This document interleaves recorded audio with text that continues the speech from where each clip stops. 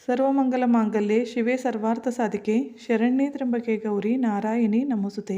ನಮಸ್ಕಾರ ಎಲ್ಲರಿಗೂ. ದೇವರು ಎಲ್ಲರನ್ನೂ ಚೆನ್ನಾಗಿಟ್ಟಿಲ್ಲ ಅಂತ ಪ್ರಾರ್ಥಿಸ್ತೀನಿ. ಪ್ರತಿ ಮನೆತನದ ರಕ್ಷಣೆಗಾಗಿ ಮನೆ ದೇವರು ಮತ್ತು ಕುಲಸ್ವಾಮಿನಿಯ ಕೃಪಾಶೀರ್ವಾದ ಇರಲೇಬೇಕು. ಒಂದು ಮನೆಯಲ್ಲಿ ಅಪ್ಪ ಅಮ್ಮ ಯಾವ ಸ್ಥಾನದಲ್ಲಿರ್ತಾರೋ ಹಾಗೆಯೇ ಒಂದು ಕುಲದಲ್ಲಿ ಕುಲಸ್ವಾಮಿ ಮತ್ತು ಕುಲದೇವಿಯ ಮಹತ್ವ ಇರುತ್ತದೆ. ಹೇಗೆ ನಮ್ಮ ತಂದೆ ತಾಯಿಯ ಸೇವೆಯನ್ನು ಮಾಡೋದು ನಮ್ಮ ಕರ್ತವ್ಯನೋ ಅದೇ ರೀತಿ ಕುಲದೇವರ ಪೂಜೆ ಮಾಡೋದು ಕೂಡ ಅತಿ ಅವಶ್ಯಕ. ಏಕೆಂದರೆ ಅವರು ನಮ್ಮ ಕುಲರಕ್ಷಕರು. ನಮ್ಮ ಮೇಲೆ ಬಂದಂಥ ಸಂಕಟಗಳ ನಿವಾರಣೆಗೆ ನಾವು ಮೊದಲು ಕುಲದೇವರ ಶರಣಕ್ಕೆ ಹೋಗಬೇಕಾಗುತ್ತದೆ. ಇಷ್ಟ ದೇವರುಗಳ ಜೊತೆ ಕುಲದೇವರ ಸೇವೆ ಆರಾಧನೆಯನ್ನು ನಾವು ಮಾಡಲೇಬೇಕು. ಇವತ್ತು ಕುಲದೇವಿಯ ಸೇವೆಯನ್ನು ಹೇಗೆ ಮಾಡೋದು, ಯಾವ ಸೇವೆಯಿಂದ ಕುಲದೇವಿ ಪ್ರಸನ್ನಳಾಗ್ತಾಳೆ ಅಂತ ನೋಡೋಣ.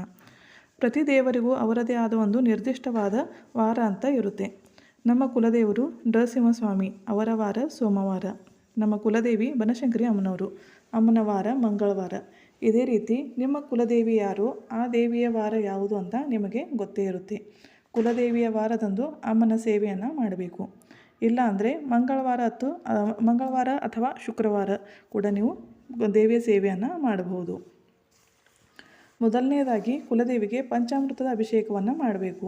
ಒಂದು ಮನೆಯ ಮೇಲೆ ಆಸನವನ್ನು ಹಾಸಿ ಅದರ ಮೇಲೆ ಒಂದು ಪ್ಲೇಟನ್ನು ಇಟ್ಟು ದೇವಿಯನ್ನು ವಿರಾಜಿಸಲಿಕ್ಕೆ ಹೂವು ಅಥವಾ ಅಕ್ಷತೆಯಿಂದ ಪದ್ಮದಳವನ್ನು ತೆಗೆಯಬೇಕು.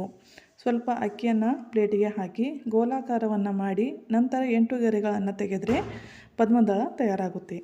ಈಗ ಆಕಳಿನ ತುಪ್ಪದ ದೀಪವನ್ನು ಬೆಳಗಿಸಿ ಅದರಲ್ಲಿ ಒಂದು ಏಲಕ್ಕಿ ಅಥವಾ ಲವಂಗವನ್ನು ಹಾಕಿ. ಈಗ ಕೈ ಮುಗಿದು ದೇವಿಯಲ್ಲಿ ಪ್ರಾರ್ಥನೆಯನ್ನು ಮಾಡಬೇಕು. ಅಮ್ಮ, ನಾನು ನಿನಗೆ ಅಭಿಷೇಕವನ್ನು ಮಾಡಲಿದ್ದೇನೆ. ನನ್ನಿಂದ ನಿನ್ನ ಸೇವೆಯನ್ನು ಮಾಡ್ಕೊಳ್ಳಿಕ್ಕೆ ಈ ಆಸನದ ಮೇಲೆ ಒಂದು ವಿರಾಜಿಸುವಂತಹ ದೇವಿಯಲ್ಲಿ ಪ್ರಾರ್ಥನೆಯನ್ನು ಮಾಡಿಕೊಂಡು ಆಮೇಲೆ ದೇವಿಯ ಮೂರ್ತಿಯನ್ನು ಎತ್ತಿ ಆಸನದ ಮೇಲೆ ಇಡಬೇಕು. ಮೊದಲನೇದಾಗಿ ದೇವಿಗೆ ಅರಿಶಿನ ಕುಂಕುಮವನ್ನು ಹಚ್ಚಿ ದೀಪಧೂಪವನ್ನು ತೋರಿಸಬೇಕು. ಶುದ್ಧ ನೀರಿಗೆ 1-2 ಹನಿ ಗಂಗಾಜಲ ಮತ್ತು ಗುಲಾಬಿ ಜಲವನ್ನು ಹಾಕಿ ಮೊದಲಿಗೆ ಜಲಾಭಿಷೇಕವನ್ನು ಮಾಡಬೇಕು.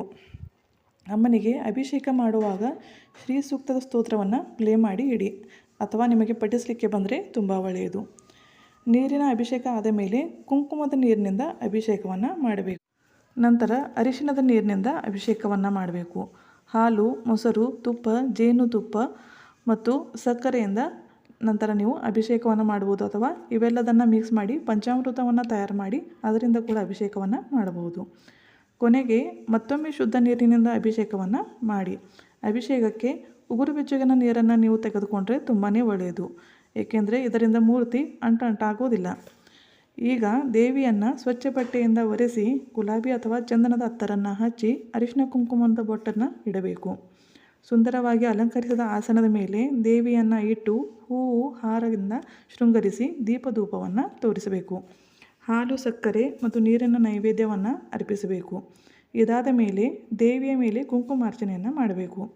ದೇವಿಯ ಮುಂದೆ ಕೈ ಮುಗಿದು ನನ್ನಿಂದ ಕುಂಕುಮಾರ್ಚನೆ ಸೇವೆಯನ್ನು ಮಾಡಿಕೊ ಅಮ್ಮ ಅಂತ ವಿನಂತಿಯನ್ನು ಮಾಡ್ಕೋಬೇಕು.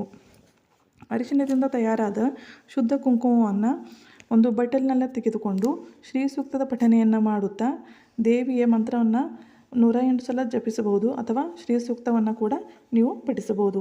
ಇವೆರಡರಲ್ಲಿ ನಿಮಗೆ ಯಾವುದು ಸಾಧ್ಯನೋ ಅದನ್ನು ನೀವು ಪಠಿಸುತ್ತಾ ಕುಂಕುಮಾರ್ಚನೆಯನ್ನು ಮಾಡಬೇಕು. ದೇವಿಯ ಪಾದದಿಂದ ತಲೆಯವರೆಗೆ ಕುಂಕುಮವನ್ನು ಅರ್ಚಿಸಬೇಕು. 108 ಸಲ ಅರ್ಪಿಸಿದ ಮೇಲೆ ಮತ್ತೊಮ್ಮೆ ಕೈ ಮುಗಿದು ದೀಪಧೂಪವನ್ನು ತೋರಿಸಿ ನಮಸ್ಕರಿಸಬೇಕು. ನಿಮಗೆ ಸಾಧ್ಯವಾದರೆ ಅಕ್ಕಿಯ ಪಾಯಸದ ನೈವೇದ್ಯ ಅಥವಾ ಹೂರಣದ ಹೋಳಿಗೆಯ ನೈವೇದ್ಯವನ್ನು ತೋರಿಸಬಹುದು. ಈ ರೀತಿ ಕುಲದೇವಿಯ ಸೇವೆಯನ್ನು ಮನಪೂರ್ವಕವಾಗಿ ಮಾಡಿದರೆ ಖಂಡಿತವಾಗಿಯೂ ಅಮ್ಮನ ಕೃಪೆಯನ್ನು ಒದಗಿಸಿಕೊಳ್ಬೋದು. ಈ ಸೇವೆಯಿಂದ ಖಂಡಿತವಾಗಿಯೂ ಕುಲದೇವಿ ಪ್ರಸನ್ನಳಾಗ್ತಾಳೆ.